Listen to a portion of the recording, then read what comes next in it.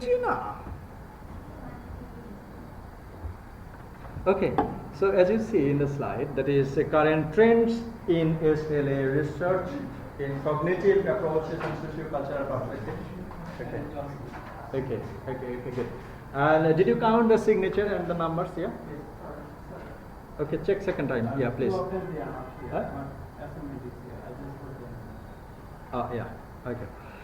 So current trends in SLA, that means second language acquisition, research, cognitive approaches and socio-cultural perspectives. Okay. Most probably that lecture will be quite similar that you attended in your previous semesters, that means post-method era, or it is post-method pedagogy, you can also say, in case of second language learning. Okay, so as I have said, that means many of you have contributed in the class, making many of the methods and approach in our hands. That means you have to go back in the 14th century and the 15th century. At that time, we had only one kind of method. That means actually the necessity of English language learning at that time was quite different. That means at that time, the Vasco da Gama didn't discover the waterways, and also aeroplane was not discovered. So the movement of the people, that means one community, was to the further end of this world or to the other country was quite impossible. And for this reason, the movement of the world population from one country to another and one continent to another were less. Okay, and for this reason, the necessity of English language learning was also less in extent.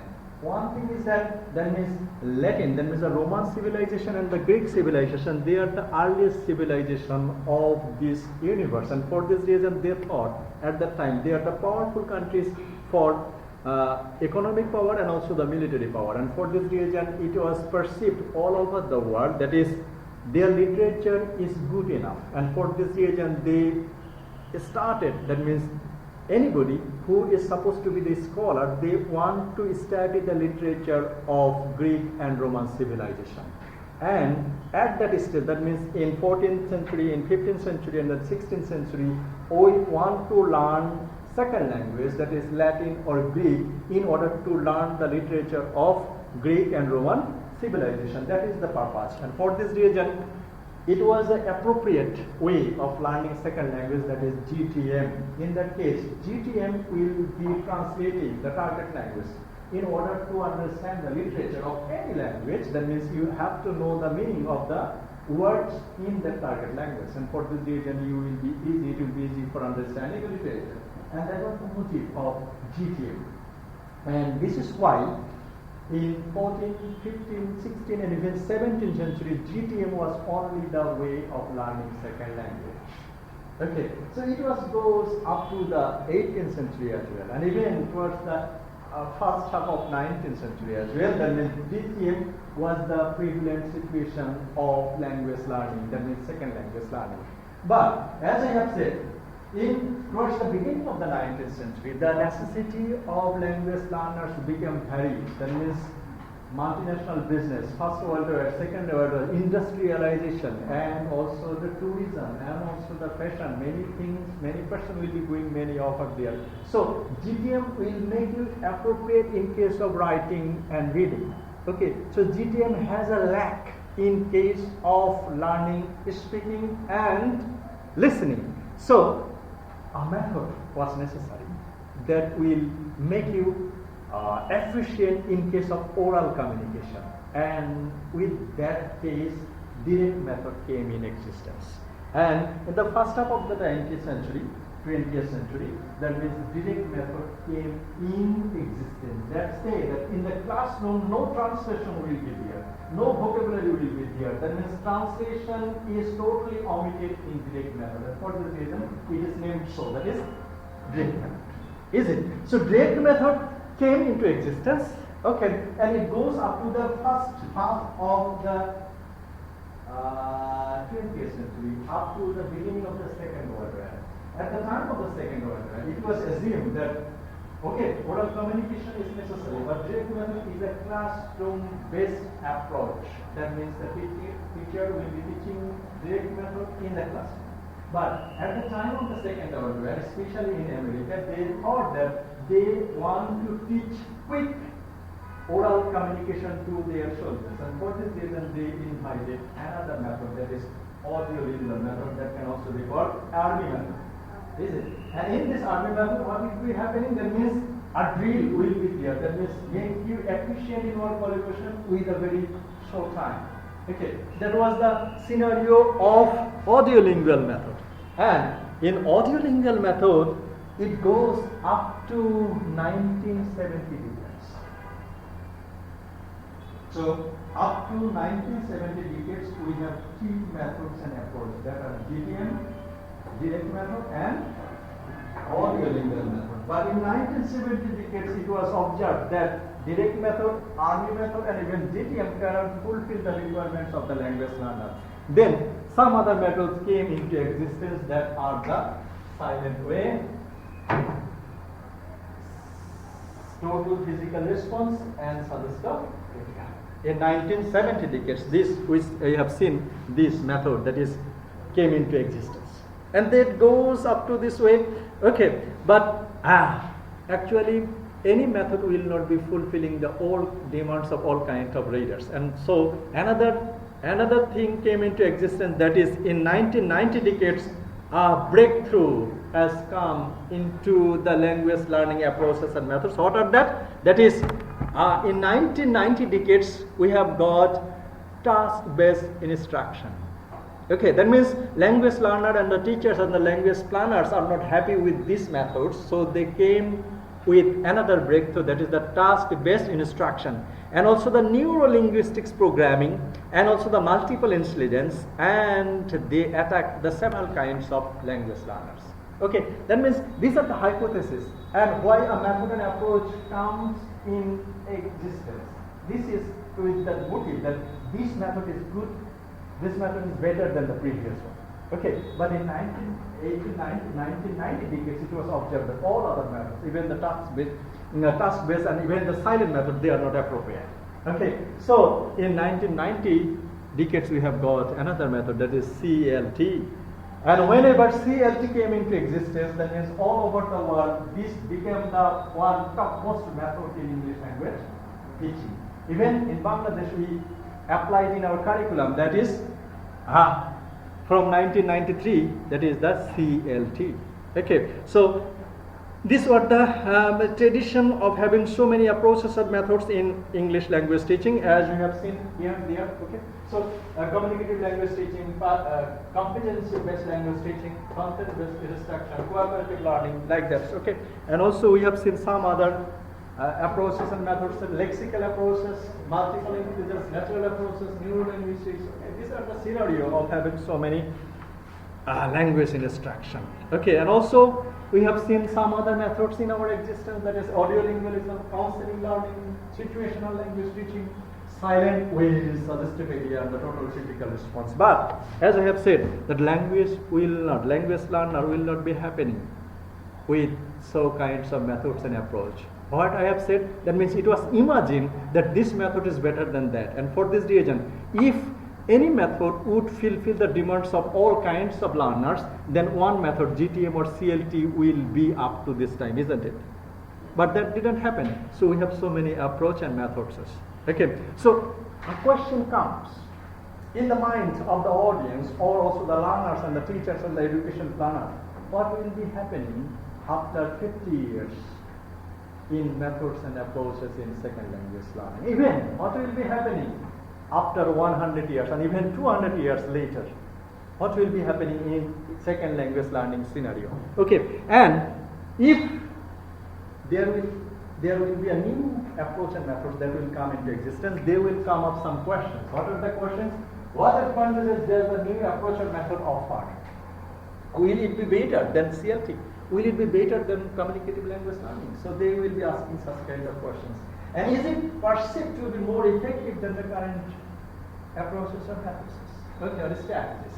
Okay, how compatible it is in the teacher's existing belief and attitude. Actually, teachers' belief play a vital role in case of language teaching. Actually, when I was a student, I was taught in GTM.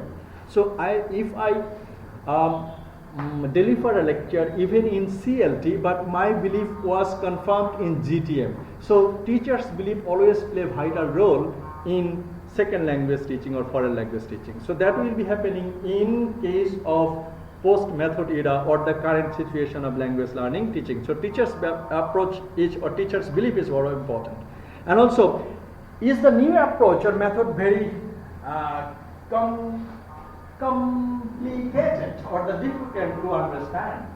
Okay, whether it will be easy, actually user-friendly or not. And has it been tested out in some school or classroom? Actually, many methods and approaches, they haven't been tested with some research. Okay, suppose hypothesis will be there. Many of the approaches that had been prescribed that it will be helpful for the learners, but this method or approach hasn't been tested through the empirical research actually in the classroom. So whether if a new approach comes after 50 years, whether it will be tested or not, that is a question. And have the benefits of the new approach or method been clearly communicated to teachers and institutions? Okay, so what is the goal of teachers or the educational planners of the institution of second language learning situation? Okay, so will that approach fulfill the requirements of teachers, learners, and the institution? So this question will come. That means we pose the question, what will be happening after 50 years? That means we are living in a situation that we have nearly 20 or 30 approaches and methods in second language learning, but we are not happy. So we posed a question, what will be the situation in case of language learning scenario or second language learning scenario? Okay, so if any methods comes at this time, we have to fill some criteria. That is, we have to criticize this in a top-down criticism. In case of language teaching methods and approaches, there will be the top institution. Institution will be top. Okay, whether the institution requirements will be fulfilled in this method or not, and whether teachers' belief will be executed or not. Then learners will be, the guardians will be there. So if we criticize or if we judge the method through the top-down criticism, we might some answer in that case. Again, another thing is that the contextual, in case of post-method pedagogy or in post-method era or in the current situation, because we are living in the post-method era, one important thing that is the contextualization of the methods. Okay, that means there are 3,000 languages or 3,500 languages all over the world. So all requirements, one method, that means CLT might be appropriate in Bangladesh, but CLT might not be appropriate in France. Okay, even communicative language teaching might be quite appropriate for Italy, but it might not be appropriate for Bulgaria. Okay, so you have to contextualize the situation. So in the current situation, anything, if you want to apply any language learning situation, you have to understand the context mass. That is very important. Okay, and also another thing is that, the curriculum development process. Okay, and curriculum is the whole body of education plan of a country. Okay, in case of curriculum, what will be the, actually we shift our curriculum from GTM to CLT in 1993. That is the curriculum. So every curriculum there will be an objective. What is the objective? That means whether, what do you expect by the completion of this course? Suppose if a method fulfills the requirements of all modules of language learner, that means speaking, listening, writing, and reading. Okay, so whether it will be, so after completion of this method, or if we teach second language in such a XYZ approach, the learners will be efficient in the all modules, that means speaking, listening, writing, or not. It will also ask the question. So that will also demands in that current approach in second language learning situation, or the current language learning and teaching situation, and the also lack of research basis. Okay, so if any methods comes in our classroom at present, so many of them are based on hypothesis. They are not tested. And this is the scenario of many current second language teaching approach and method. Especially we have seen the natural approach, neurolinguistics, the community-based language. Okay, they are simply the mere hypothesis. They are not even empirically judged or tested. So in the current situation, what we see that language learning approach are not properly researched, that are not properly tested through the teachers. And also the similarity of the classroom practices. As I have said, the teachers are the bearer of several habits. All human beings are the bearer of some habit, as we have learned from Piaget or some other. That means the behavior we will be producing.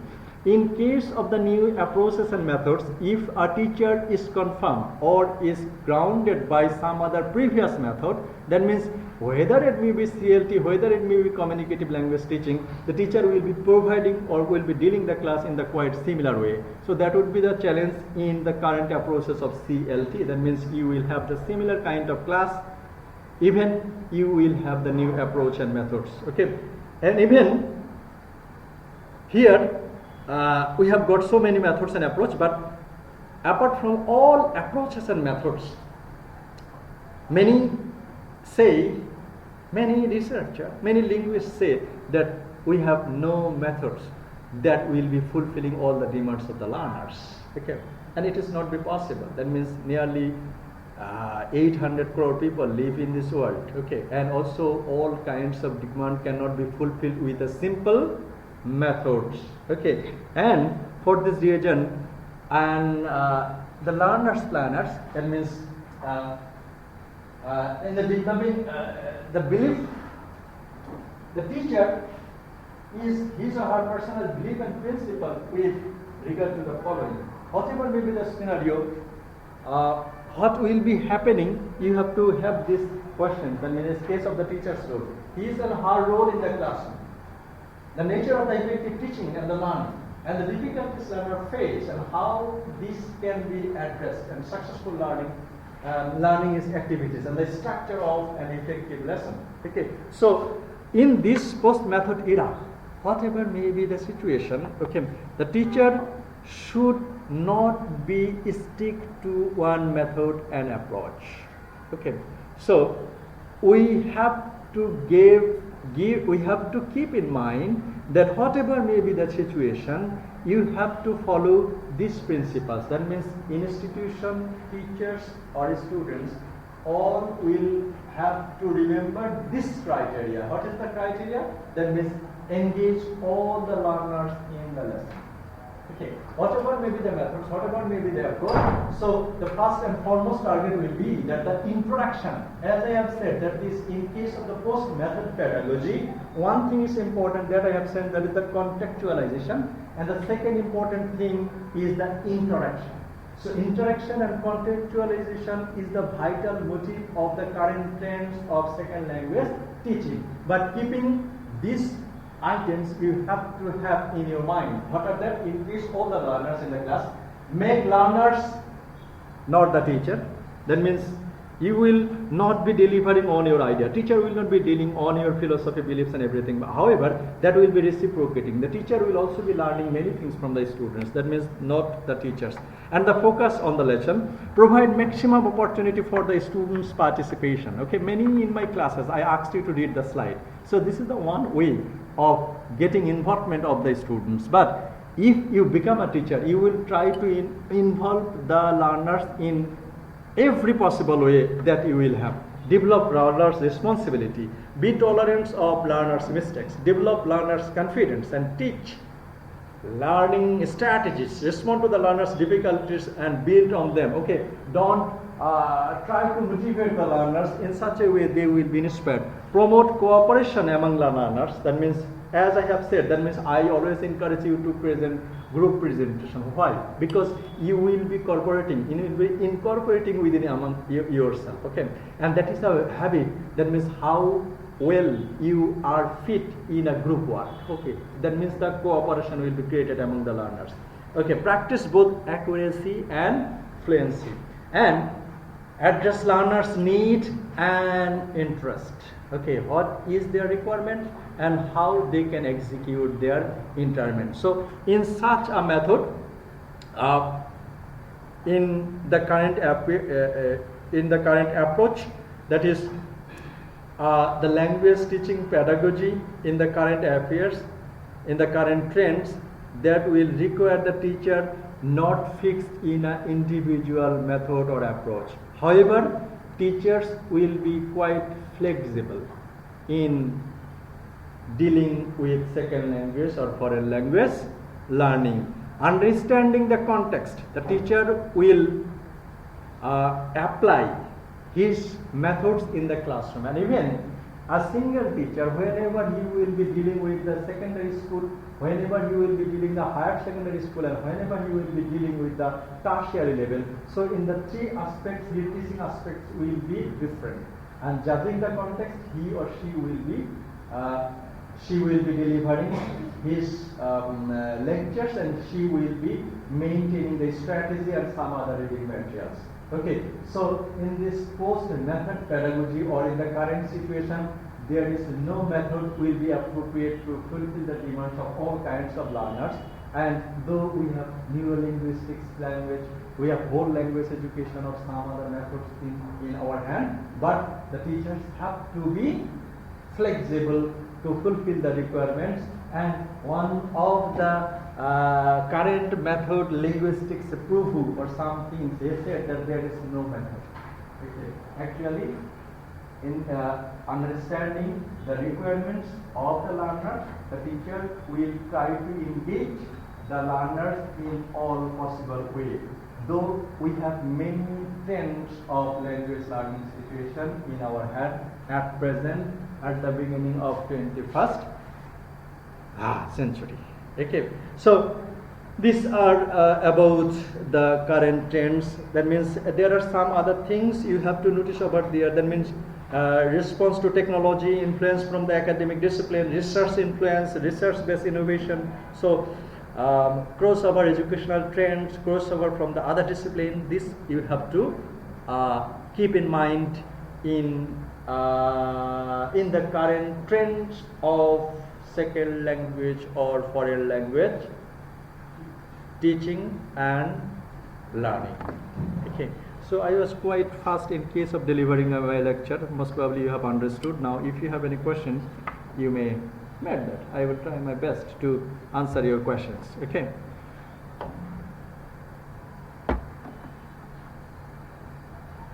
Actually I feel sleepy.